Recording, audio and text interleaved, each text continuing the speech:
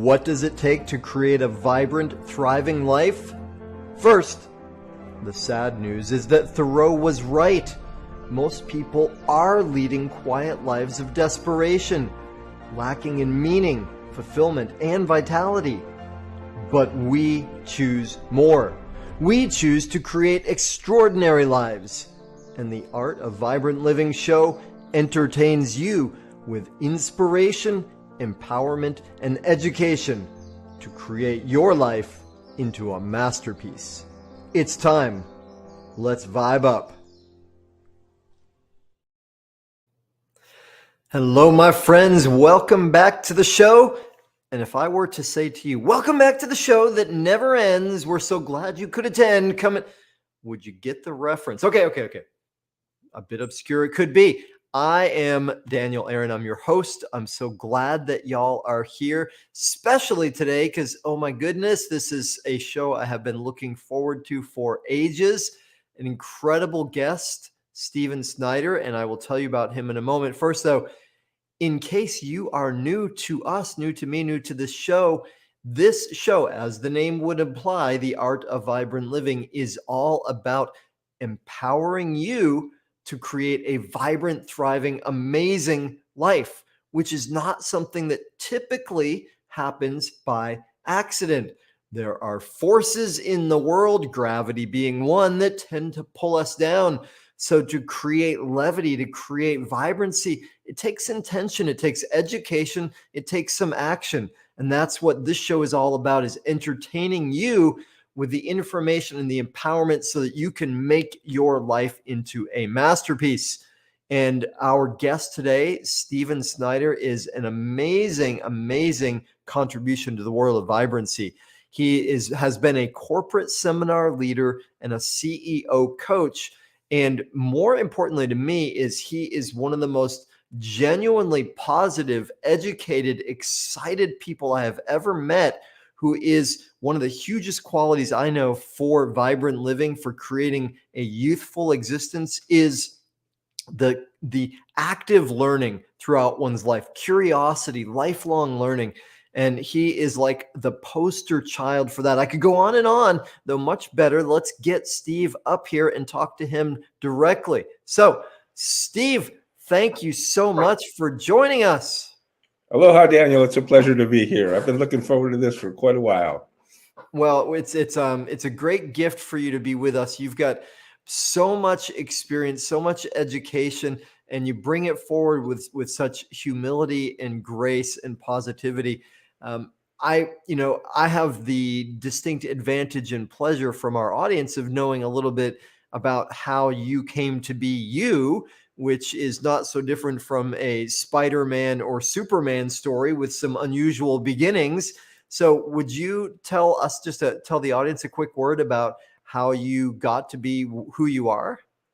Well, actually, I got involved in this field at the age of 2. And I really remember vividly how it began. It was one of my heroes, my mom, always one of my heroes. Mom would wake me up in the morning with a lot of energy. Good morning, Steve. Wake up and have a wonderful day. And then she'd go off to work. And every day about 5:30, she'd come home from work, just stressed out, and she'd sit in her favorite chair and pick up whatever book she was currently reading, and she would bliss out. The age would go away, the lines would it's like watching the Wolfman change back. It was an amazing thing to see. And at 2 years old, I made 2 very important decisions about the way the world operates that have dramatically affected my life ever since. The first thing I decided was, I don't know what this work thing is that beats up my mommy every day, but I never want to do it. And I never had a job. I started my first business at 15. I've worked for myself ever since. And the second thing I decided, I don't know what this book thing is that heals my mom, but I want to do that. And I jumped in her lap and I learned to read at the age of 2. I didn't learn the alphabet. I just pointed at words and said, what's that word? What's that word? And I just memorized all these words. And I learned to read it too. And by the time I was 6 years old and went to school, I'd read 1,400 books. I currently read 20 or 30 books a week. I've read 100,000 books in my life. Really, my career has been all about learning. I love to learn.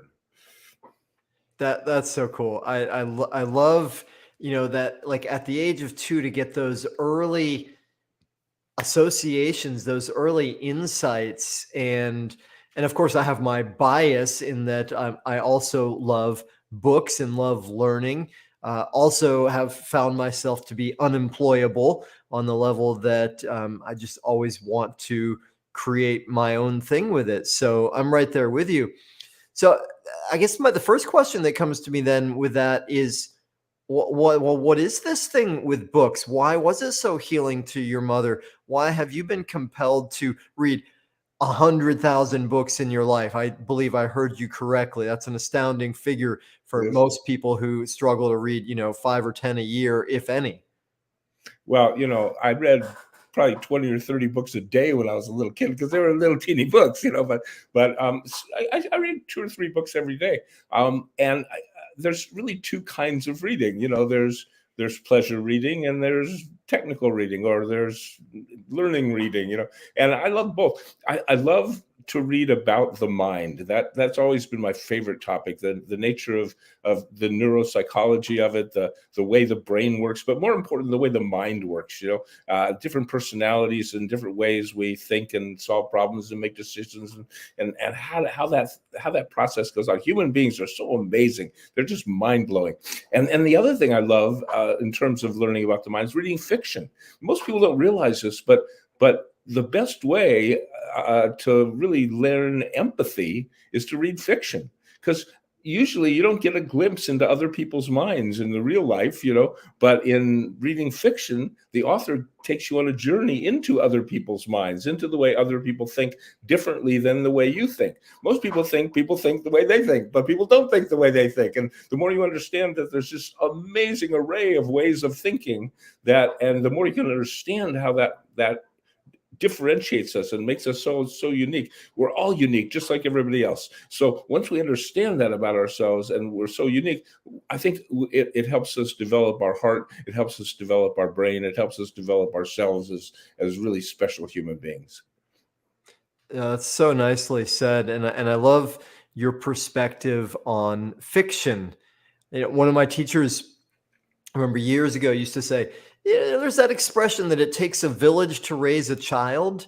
And we often associate, well, that's because, children need a lot of attention and there's a lot of work to do. And that may be true, though his perspective was, well, because if a child is just with a nuclear family, say one or two parents, then what they learn is one or two sets of ways of thinking, or the way my teacher put it, they learn one or two sets of neuroses.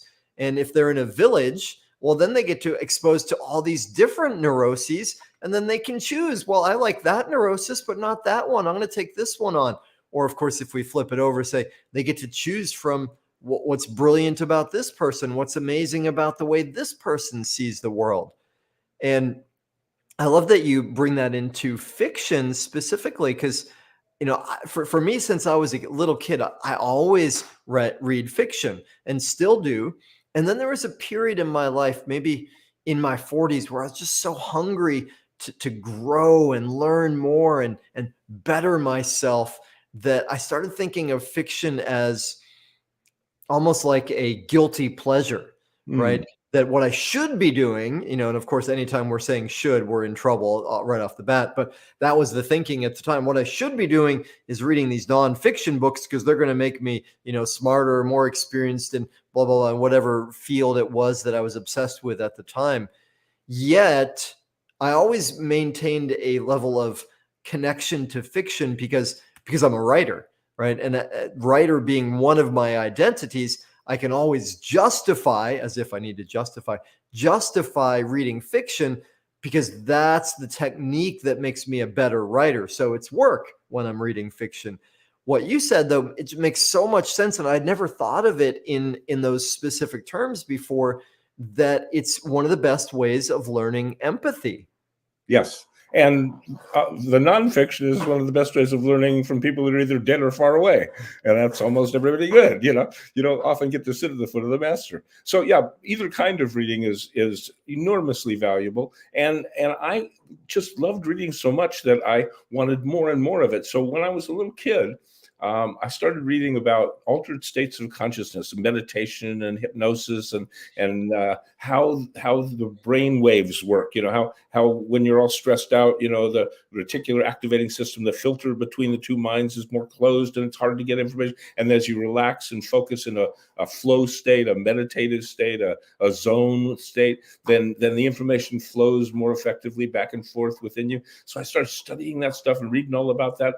And when I was 12 years old, I took my two hobbies, altered states and reading, and put them together. And I invented this program I called Alpha Learning. Alpha brainwave state is the state of flow, the focused passion state. And I figured out this way of programming my mind to read the way I think instead of the way I talk, like reading several words at the same time instead of just reading one word at a time.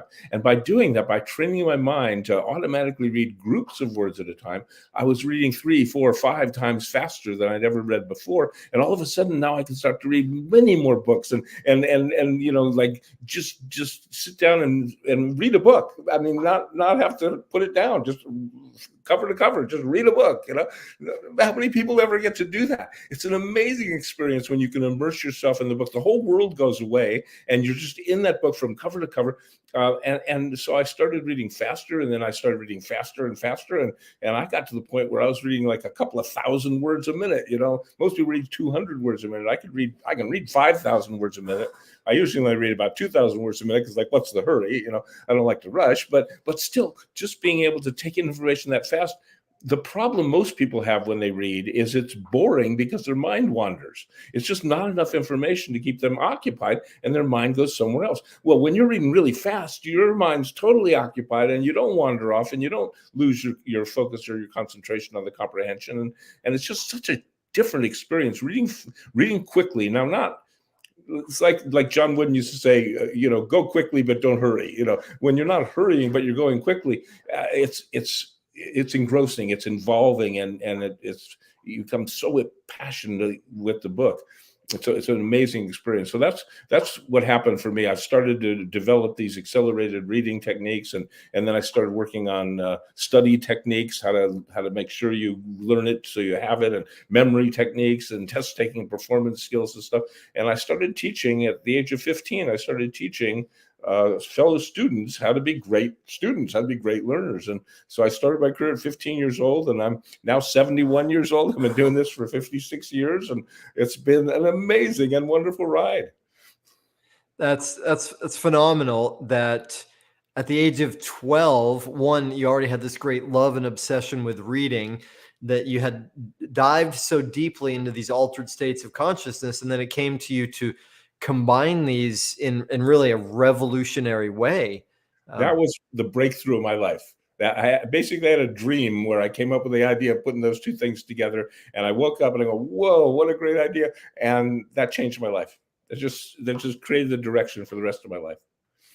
It's phenomenal. I mean, I can imagine if you had just woken up to that combination for yourself, it would have changed your entire life. Sure. Yet then it became something natural, of course, for you to share with other people. And I want to let the audience know, I will ask Steve to share this. If you will just send a check in right now. No, I'm just kidding. No, of course, I'm going to solicit some of the information from Steve, because everybody listening, of course, is going to be like, how do I do that? Right. But before we get to that, a couple of things I want to say on that. One, right. I read your book, Focus Passion, which is a really beautiful, I was going to say compendium, not a word I use very often, but a compendium, I think, of some of the thoughts and techniques that you teach and employ yourself. And what you said, though, about reading the way you think as opposed to the way you were taught to read. And the problem for most people with reading is that it's boring. Like this is worth, I'm going to just pause and rewind for a moment, worth, like, I think, really clarifying, because I know so many people that don't really read, right? And so many people that don't read but think they should, right? Which is never a great energy when we should. That's sort of this moralistic, I'm going to drive myself to do something I won't want to do that never actually works out. On the flip side, though, I think most of them genuinely want to read because there is this inclination, this feeling inside that it's good for me, that it feels good, that it makes my life better. Somehow we all sense that. And as I think of it often like, well, we're spirits in human form, and the spirit part of us is always wanting to grow and expand.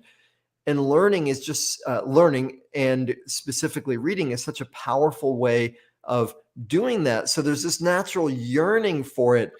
Yet I think what does trip up so many people is they get bored, right? And especially these days when we're so used to the speed of information and the noise and the stimulation that's all around us, reading seems boring in comparison to the barrage of stimulation. So will you say that again and say a little bit more about how you created it so that reading is not boring, that it's exciting, that it's faster? Well, there's two aspects to it. One is to get into a state, an altered state, to get into a place where when you're reading, that's all you're doing. You don't hear the outside sounds and noises. They don't distract you. You don't have thoughts of other things that take you away and space out. You're just in the zone. You're just in the flow. You're in the alpha brainwave state, and you're reading, and that's all you're doing is reading. Now, that's part of it. But the other part of it is making sure there's enough information coming in to keep you occupied, because you're used to thinking at, like, it's not the speed of light, but very, very quickly, many, many times faster than talking. And when you're reading and you're just talking it to yourself, all you're hearing is like your voice at the speed of talking. Well, when I read, I don't hear my voice. I hear the characters' voices. If there's a female character, I hear a female voice in my head. And if there's a sound of something happening in the distance, a car crash, I hear the car crash. I'm in it. It's like better than a movie. It's like being inside of the movie. It's being a character within the movie kind of thing. So if you can get into that zone, that flow state, that focused passion state, and then start to take in information at the speed of thinking instead of the speed of talking. And that means, very simply, reading groups of words at a time. If you're reading one word at a time, that's a talking speed. You can only say one word at a time, but you can think many. So most people, when they read, they're talking it to themselves. And so, especially with English, which is a very strange language compared to most of the others, because we often put the words that modify the noun before the noun, like in the big old red rustic barn. So if you're reading the phrase in the big old red rustic barn, you read in the big old red rustic barn. Oh, now I know what we're talking about. But until you get to barn, there's no visual, there's nothing there, so your mind wanders off because there's nothing to grab onto. But if you're reading all of that at once, the big old red rustic barn all at once, you instantly get a picture of inside of that big old red rustic barn. And so it's real, it's alive, it's more engrossing. And so by training yourself to read groups of words at a time, you pick up the information quicker. So that was the key. That was the breakthrough for me, because most speed reading programs are about reading faster, speed reading, right? So you follow your finger or you move your eyes quicker or whatever. But the problem is, the fatal flaw in those programs is that you're thinking about doing that at the same time as you're attempting to comprehend what the words mean. Part of your mind's thinking about the process of reading, part of your mind's thinking the content of reading. So what I invented, this is one of my proudest moments, what I invented was this idea of creating in your mind an imaginary book that when you open it up, there are no words in the book. Everything, instead of words, there's like 3 lines: left, center, and right, left, center, and right. And it's like slot machine bars. And so you train your eyes in the alpha state to move your eyes left third, middle third, right third, left third, middle third, right third. As you know, there's no comprehension, there's no words, it's just training the eye movement, left, center, right, left, center, right. You do that over and over again. until it becomes a habit. But how many repetitions it takes to create a habit all depends on one major thing, and that's passion. It's X number of repetitions at Y emotional amplitude. So the secret to the exercise is how much can you love the book? You gotta love that book. You create an imaginary book that you love. It's solid gold or jewel encrusted, or it creates a world where there's never a war. Anything you want to do, but it guarantees your children will grow up and meet perfect mates, whatever you want to create. But some book that you just love, and you move your eyes left, center, right in this imaginary book that you love. And when you pick up a real book to go read, you just read your regular old way. But after a while, your brain goes, oh, wait a minute, I like this other way, left, center, right, way better. That feels so much better. And all of a sudden, it just starts to do it, left, center, right. And all of a sudden, you go, I'm doing it. You're not trying it. You're not efforting it. It's your new autopilot setting. And once it clicks, it's permanent. Just like any habit, once you create the habit, it reinforces itself. So it's just a matter of doing this exercise in your mind over and over and over again enough times with enough passion so that you automatically begin to see groups of words. And then you can pay all of your attention to the comprehension of those groups of words. And that's the key. That's beautiful. And I hadn't thought of it consciously, what you said about, I have thought about how quirky English is. I had a period of my life where I was teaching Spanish, or I was in Spain and I was teaching English as a second language. And I felt so badly for my students. And, because I know what it's like to learn another language, and there's a challenge in that. And so what I would, teach these people, and they'd say, well, why is it like that? And I said, I don't know.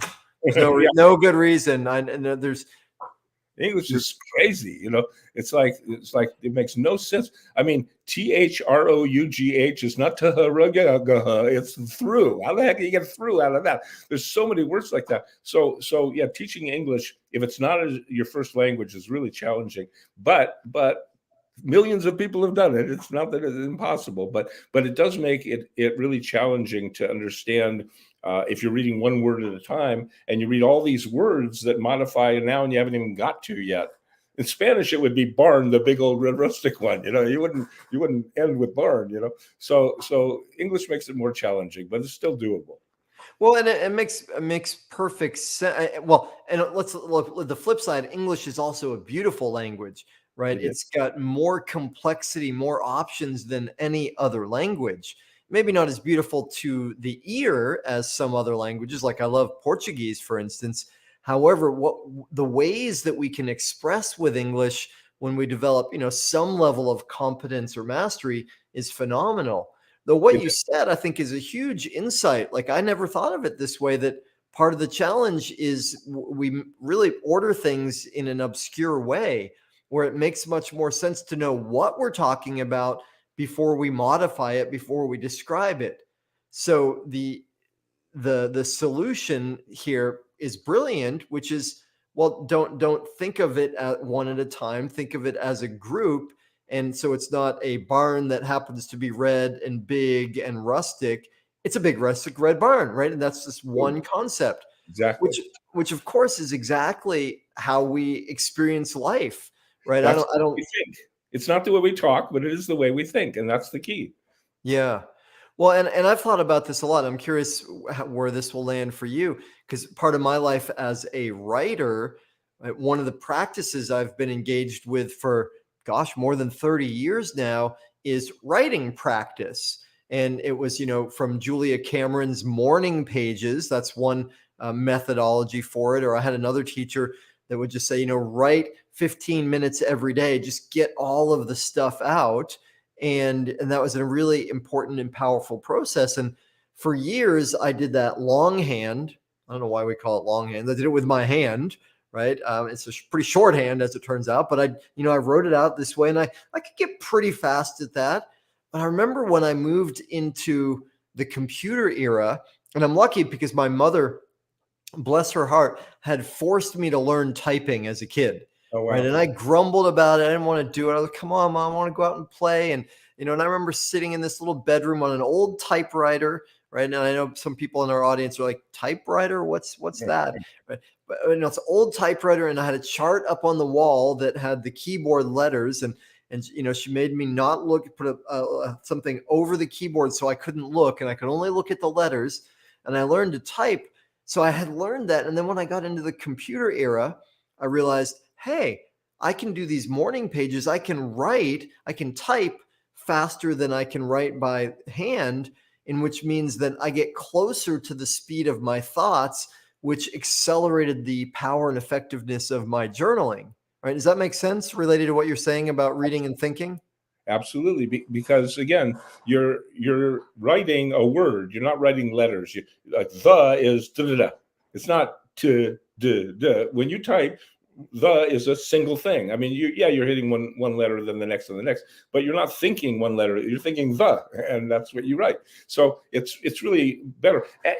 Something I proposed many years ago that never happened, but I don't think we ought to use a keyboard. I think we ought to use a court reporter keyboard.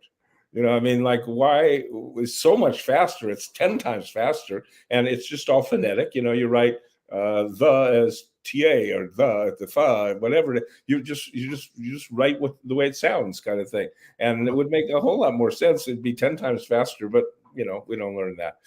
But to me, the most important concept with writing is that you can't write the way you talk.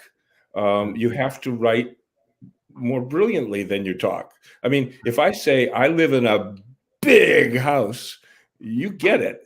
But if I write I live in a big house, you think 3 bedrooms. I've got to write huge or gigantic or enormous or gargantuan, or I've got to use much more affluent language to be able to convey the same thing that my volume, intonation, inflection, face expression, body language, and gestures, all that stuff can convey when I talk. So writing's harder, much harder. You have to be much more precise and much more concise, and I don't like doing it.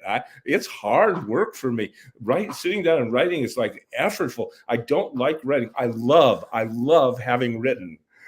I love when it's done and I wrote it, and I'm so happy that I wrote it. But the process of writing, what I do is I just write what I was going to talk. I just write what I say, and then I go back word by word and say, is that the right word?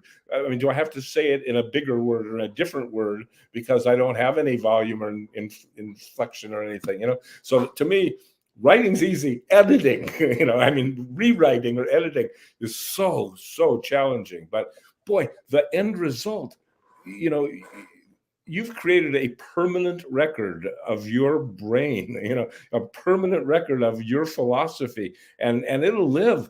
I mean, on the internet, it'll live forever. It'll live forever, and that's just, what a thing. Can you imagine your great grandchildren sitting down and reading a book you wrote? Like, whoa, what an awesome concept that is. It will live forever. Whatever you say is going to go into the ethers and it's gone. But what you write down, that's permanent. That's awesome.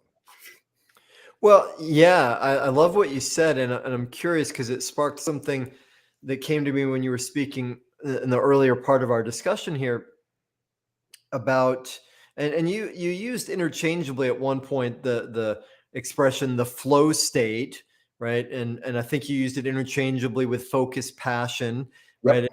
Early part of your 12-year-old combining of these things. And effectively, the way I heard it, and tell me if this is accurate, is you learned how to access the flow state, right? Yes. And one of the things we know about the flow state is it requires a certain level of skill and a certain level of challenge, right? And if we have too little skill and too much challenge, well, it's overwhelming and we don't get into the state. But if we have too much skill and not enough challenge, well, then it's boring and too easy. So we need just kind of the right level with it, where we're matching each of those in our lives.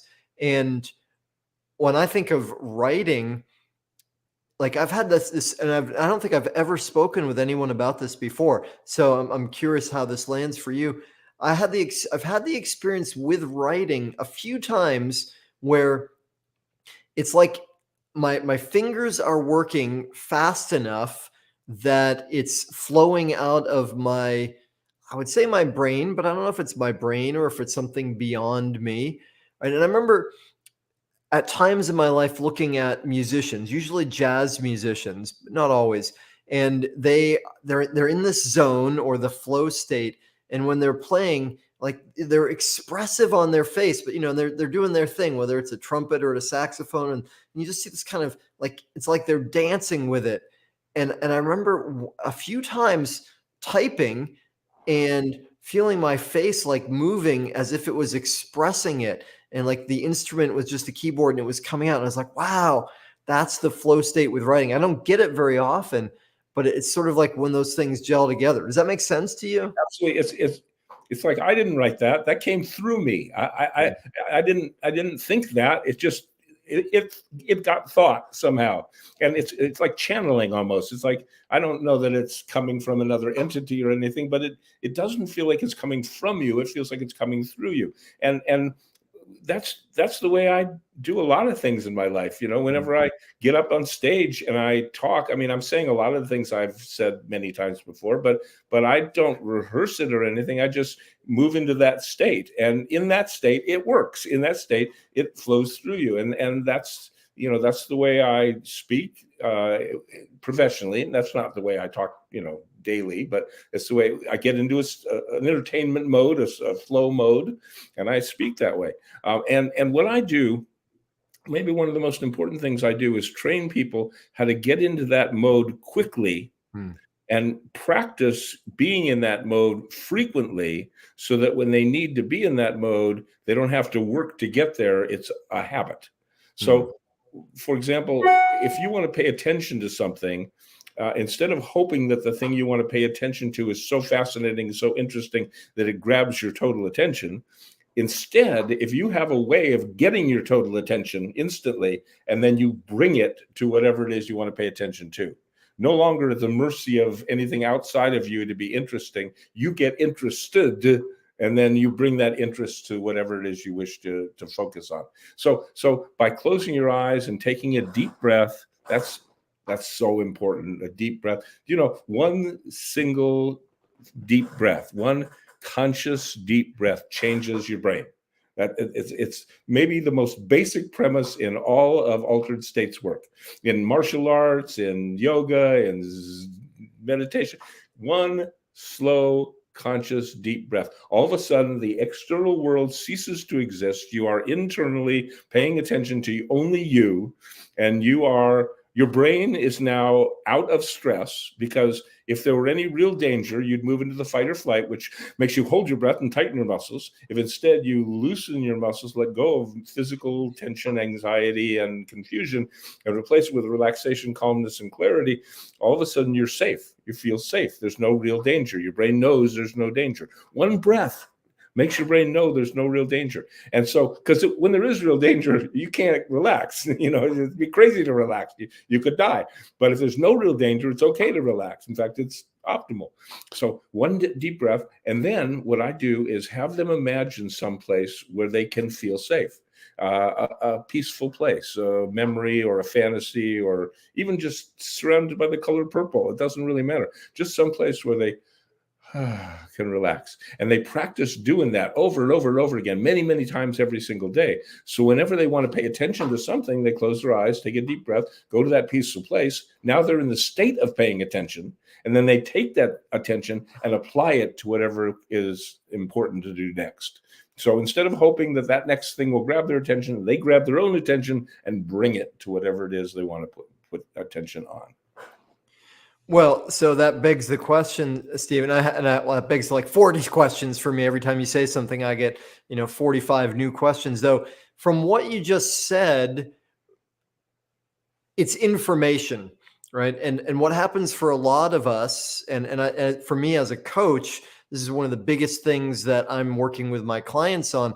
Most of the time, the problem isn't knowing what to do. It's getting ourselves to do what we know. Right. So what you just described is a practice, and you made it sound so simple and even so quick that none of us could say, well, I don't have time for that, or that's too complicated, I don't understand it. Right. So would you be willing to give us myself and the audience, whether it's live or by rebroadcast, an experience of what you just said, so we can prove to ourselves that it's something that we can actually do right now? Sure, absolutely. If people are driving a car or Speed up, operating speed heavy, up. No. so be careful. I mean, you're going to close your eyes. You're going to go into an altered state. It's really relaxing. It's just like falling a little bit of the way to sleep. But if you're operating heavy machinery, pull over. Okay, don't do this while you're doing that. Just a little, be careful. So get comfortable wherever you are, in your chair or on the bed or wherever you're finding yourself, and close your eyes. And I want you to start by taking a very deep breath. I mean, very deep. Fill your lungs all the way to capacity and hold at the peak. And now, as you release, relax and find inside your mind a quiet place of peace, a calm, serene, safe, and tranquil scene here in your mind's inner space. Relax and find, as you slow down your mind, a quiet, peaceful place. You might see colors that surround you, or perhaps you'll hear the peaceful sounds, or just feel like there's beauty all around you and sense the love there that abounds. Smell the sweet, sweet scent of nature. Taste the freshness of the air. In your mind, find this safe and peaceful place and just pretend you're really there. Just pretend that you're really there. And make it seem real as you let yourself feel so relaxed in this quiet place of peace. Make it seem true as you imagine that you are relaxing with the greatest of ease because you are safe. And you know you're safe in this peaceful place, in this quiet space that you find inside your mind.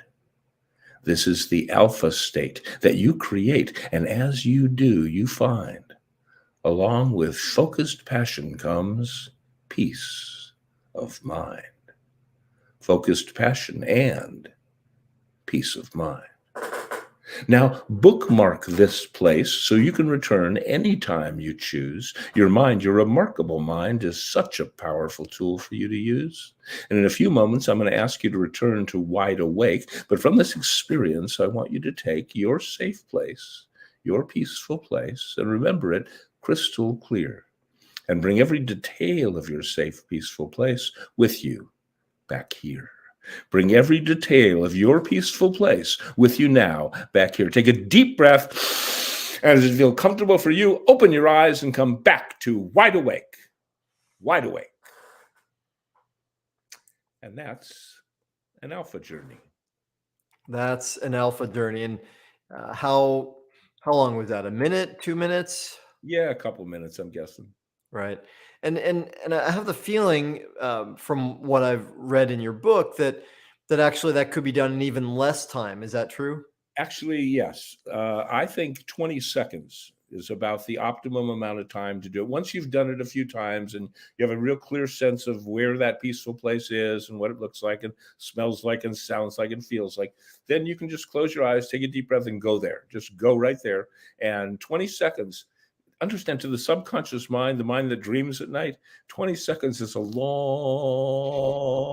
time. To a mind that can have dreams that seem like they're hours long in a few seconds, 20 seconds is a long time. Plenty of time to let go of tension, anxiety, and confusion and replace it with relaxation, calmness, and clarity. So by getting really good at going to that peaceful place, then whenever it is you need to do something else, you go to that place first, just like you're neutral, and you go there and you let go of everything and you're focused. And then now you take that focus and bring it to that thing you have to do, that interview you're going to do, or that baseball you want to hit, or that a free throw you want to make, or that piano you want to play, or whatever it is.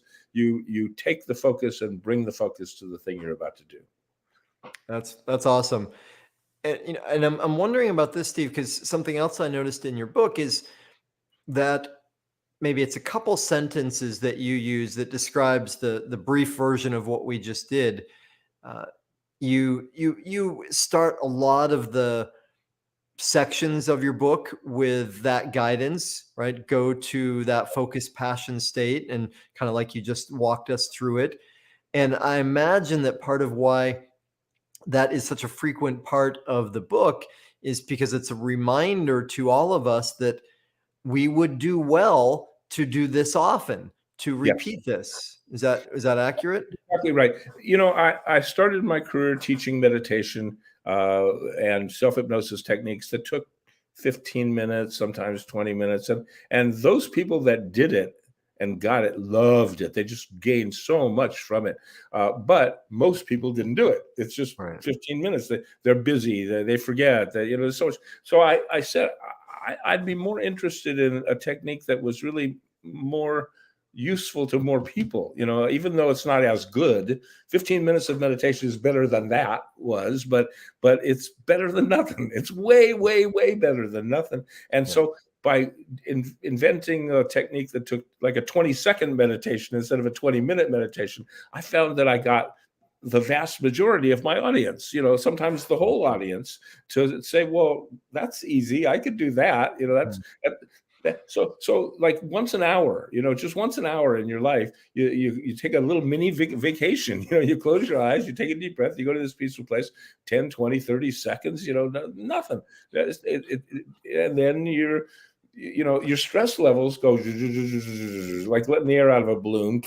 Your balloon's empty, and then you go back to life and it builds up again, but it never gets into the red zone, unless there's real danger. You don't get high stress. You stay in low stress, which is where you want to be. So by convincing people that this is the key to the whole thing, if you don't do this, then none of the other stuff is going to happen for you. But if you do this, you now have the doorway into all the other stuff that you can do, into physical health and well-being, into happiness and mindfulness, and so many other wonderful approaches and avenues you can go down if you start by getting into this flow, into this zone state. And it's just 20 seconds of your life. It doesn't really take away anything. It adds a tremendous amount to your life. So a big part of what I'm talking about is convincing people, do this, it's easy, just do this. And you will see the benefits that you'll get from just going to this peaceful place.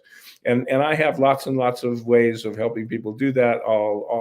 I have 250 free self-improvement podcasts that are on my website, pen.tools, and every one of them has a guided meditation that takes them into this zone, into this alpha state, into this focused passion place. So there's so many different approaches to get in there, but go there, and then from there, there's so many other places you can go. That's amazing. That's beautiful. Thank you for that. And let's reiterate the website that you just gave. 250 different free resources there, you said. And what's the site again? It's PEN, PEN, which stands for Personal Empowerment Network, but PEN.tools. No .com, no .net, just pen.tools.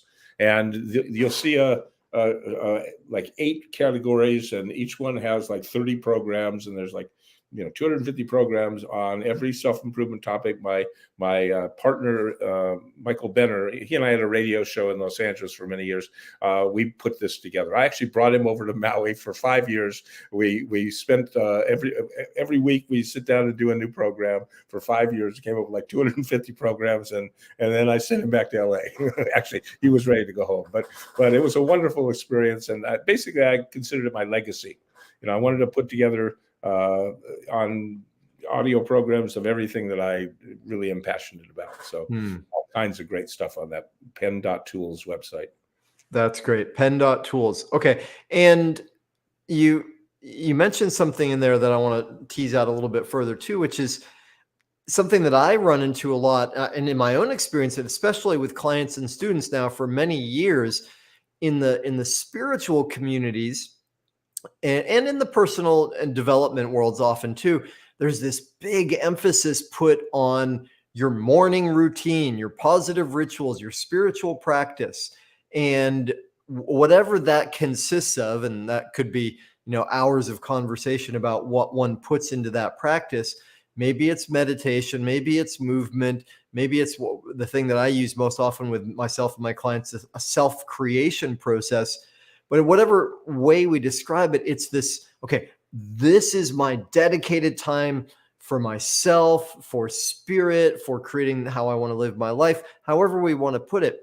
What often, and it's really important and valuable. I have tons of respect and appreciation for it, both as a student of it and as a coach. And one of the big challenges with that is for so many of us, we can go really deep and get in this wonderful state, an altered state in the morning. And then we get up off the yoga cushion or the yoga mat or the meditation cushion, whatever it is, we stand up and then snap back into what we could call a high beta state, or that state of like, I got to do this and I got to do that, or stressful state, the what we consider normal everyday consciousness, and leave behind all this great work and all this beautiful stuff that we did, forget about it for the entire rest of the day. And then the next day start the same thing over again. And so part of what I love about what you're sharing here is the combination is even better. Yes, if people have trouble doing 15 minutes of meditation or self-hypnosis, 20 seconds once an hour, hallelujah. I mean, that's great.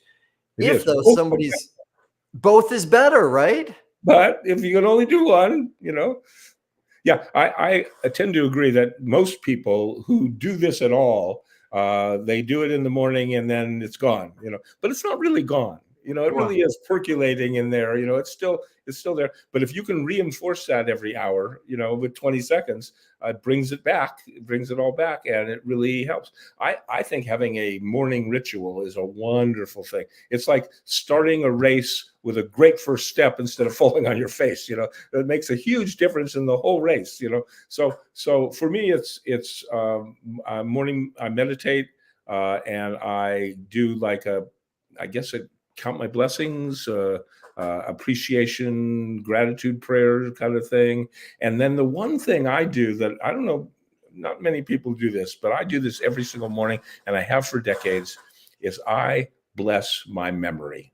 I love my memory. I'm just so enamored with it. It's just so important to me. And I just pay so much attention to how great it is, and I compliment it, and I pat it on the back, and I honor it, and I just know that it's the most important tool I have. I mean, it's my knowledge and my education and my vocabulary, and all because I have such a great memory.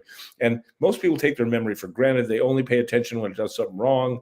And, then it wants to do stuff wrong to get your attention. So I give it attention for doing stuff right. And then it jumps through hoops for me. So to me, the most valuable possession I own of everything is my memory. And I honor it. And I always have every morning, I always say my prayers and be grateful for how wonderful my memory is. Big deal to me. That's very cool. And I'm with you, unusual. I don't think I've ever heard anybody say that.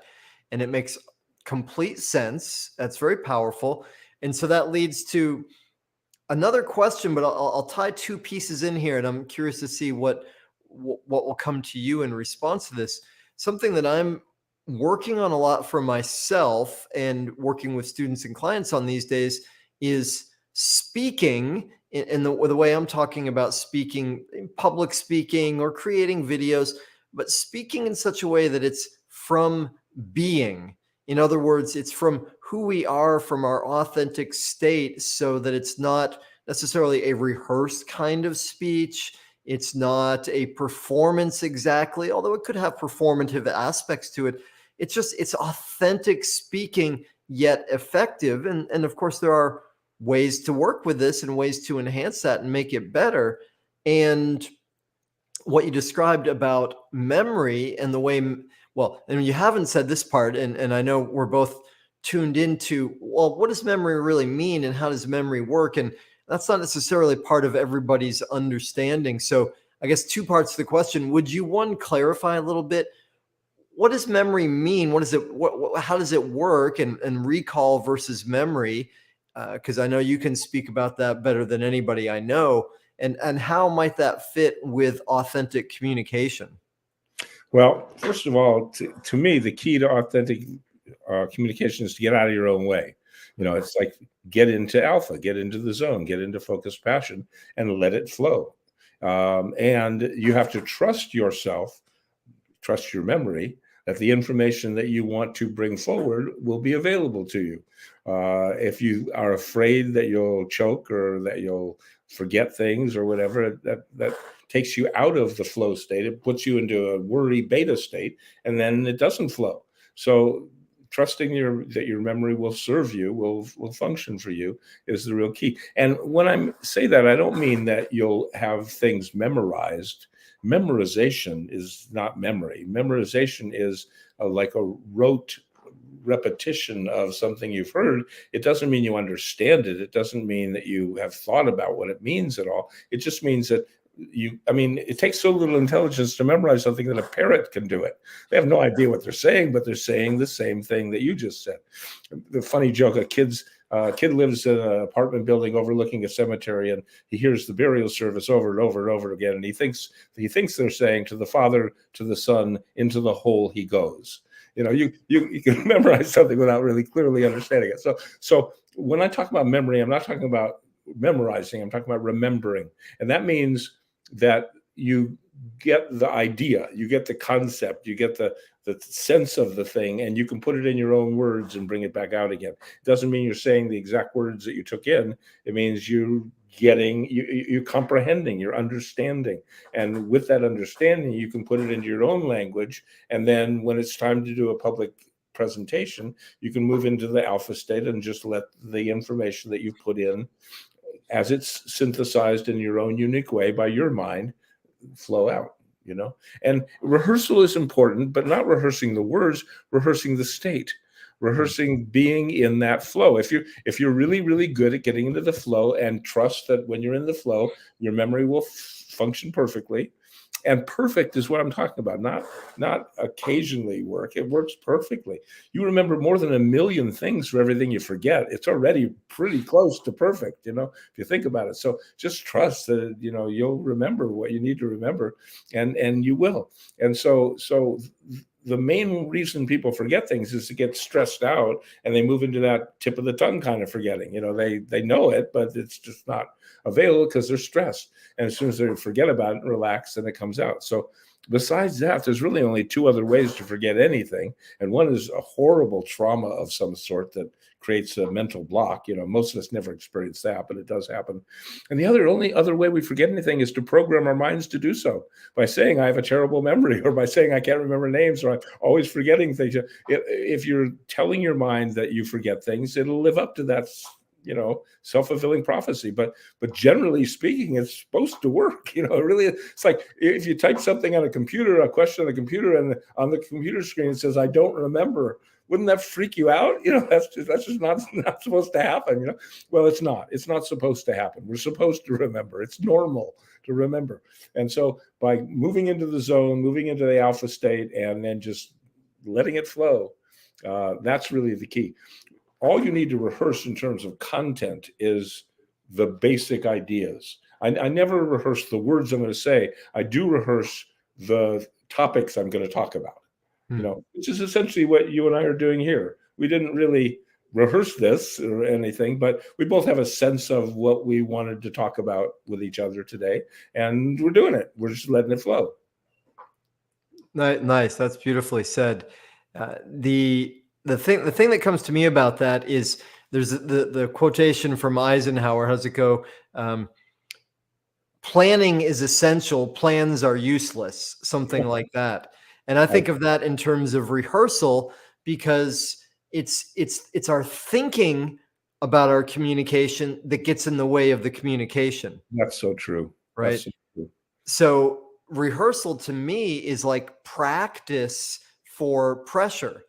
Because when we're talking to a friend, well, we just talk and it's normal and it's easy. Of course, we're just communicating. Yet somehow, if suddenly the camera's on or we're standing in front of a group of people, then we start to clamp up because there's some perceived pressure to it.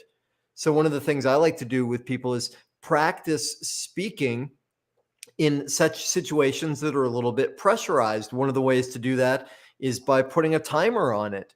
And when we do that, and then we get good at that, and it's like, oh, okay, well, I can speak in this situation with a little bit more pressure. and trust myself, trust my memory. Yeah. That's so true.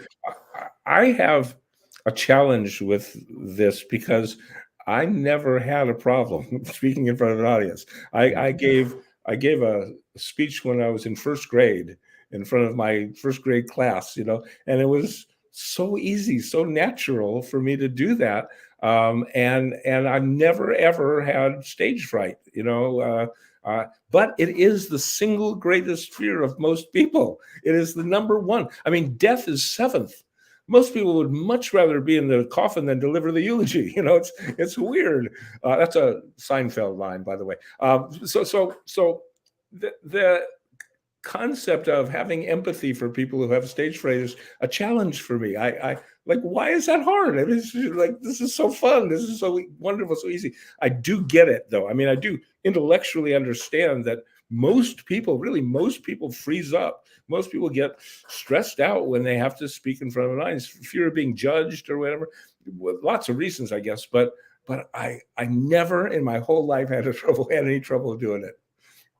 Yeah, well, that's beautiful. And oh gosh, we're running out of time though. I'll ask you this. Maybe this will be the last thing, or second to last thing, because I'm with you. Speaking is communicating, sharing ideas, information, feelings with people seems very natural, and yet we know it's this huge concern and fear for people. Yet we also know that so much of our success in life, whether that's in business, in relationships, in influence, or whatever it is, depends on our ability to speak, to communicate. So what would you say? What do you say in terms of the importance of it and how to help people come over that fear? Well, the importance is, can't be understated. It's one of the most important skills that we have, both in our relationships and in our business lives. It's huge. It's vital. But in terms of overcoming that fear, I've always found that mental rehearsal, like picturing yourself in that scenario, whatever it is you want to overcome, whether it's a fear and a phobia, or it's just getting better at a sport or a musical performance, anything you want to get better at, you practice, you rehearse. And again, as you pointed out, it's not rehearsing the words, it's rehearsing the feeling, the state, the confidence, the self-esteem, the feeling good, feeling like you can do it, and then rehearsing the being in that mindfulness mode, in that focus, passion, flow zone. Rehearse those things over and over again so they become natural, so your brain is used to them. And so when you have to do it for real, it doesn't feel like you have to do it for real. It feels like you get to do it for real.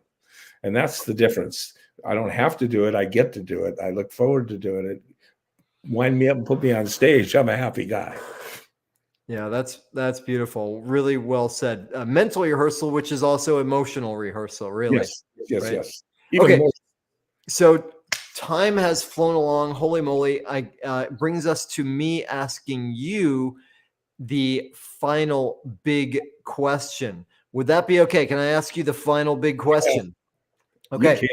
This is an impossible question because you've got so much experience, so much knowledge, yet we have to put all of that behind, because I'm going to ask you here, what if you were to give one piece of advice, one thing to our audience members to do or not do, what's the one thing you would say that is most helpful to create a vibrant, thriving life? Can I quote somebody? Of course. This is from, I think, Justin Hayward and Graham Edge from the Moody Blues. They said, give just a little bit more and take a little bit less from each other. Wow. Give just a little bit more and take a little bit less from each other. That's beautiful. Along the lines of, in the end, the love you take is equal to the love you make. Yep. Or things work out best for the people who make the best out of the way things work out. Absolutely. And these are not just great song lines or what could be seen as platitudes. They're actually what we could call sutras from the from the Asian perspective of a sacred stitch, a pithy statement that describes a big truth. Yes, absolutely. And Stephen, you are a master of bringing big truths into succinct and powerful delivery. So thank you so much for, one, all the work that you've done to educate yourself to such a degree that you are such a light and a gift to the world. And especially thank you for being here with us today and sharing your wisdom in such a fun and easy to understand way. Thanks you. Thank you so very much. It was a great pleasure. Awesome. And y'all who are in our audience, most thanks to you for being interested in creating a vibrant, thriving life. So interested, in fact, that you took this time, that you invested this time. And now the thing is to take what you've learned and put it into action, knowing that as you do so, not only is your life getting better, you are making the world a better place. So I'm so grateful for y'all for tuning in. Thank you. See you soon for a new show. And in the meantime, make your life even more of a masterpiece. Aloha.